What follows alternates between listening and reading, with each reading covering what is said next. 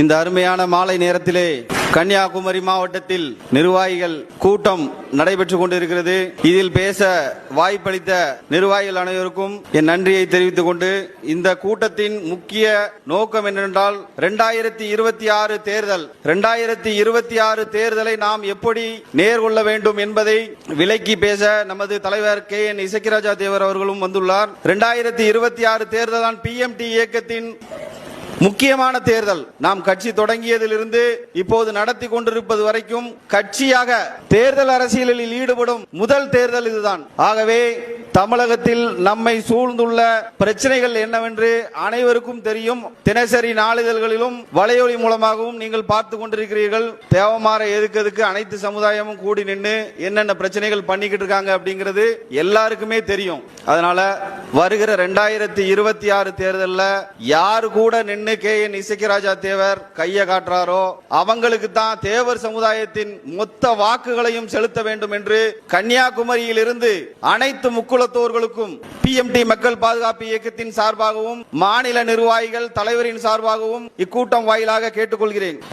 இப்போது நாம் நிற்பது இந்தியாவின் தொடக்க எல்லையான கன்னியாகுமரியில். எல்லாரும் சொல்லுவாங்க இந்தியாவின் எல்லை எது அப்படின்னா கடைகோடி கன்னியாகுமரிமா. கடைகோடி கிடையாது. இந்தியாவோட தொடக்கமே இந்த கன்னியாகுமரி மூலை தான். இந்த கன்னியாகுமரி மூலையில இருந்து தான் இந்தியா தொடங்குது.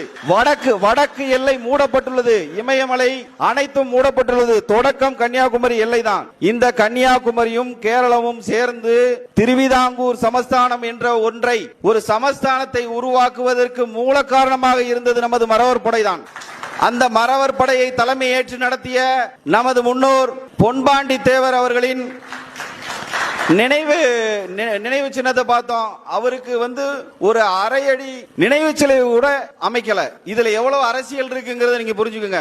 1740-41 குளச்சல் போர் நடக்குது. அதுல டச்சுக்காரர்களை எதிர்த்து பொன்பாண்டி தேவர் படை நடத்துதாரு திருவிதாங்கூர் சமஸ்தானத்துக்கு சேர்ந்து. இதே காலகட்டத்தில் 10 வருடம் கழிஞ்சு திருநெல்வேலி மாவட்டத்தில் 1755 ஆங்கிலேயர்கள் அங்க ஊடுருவி பூலித்தேவரை எதிர்க்கிறாங்க.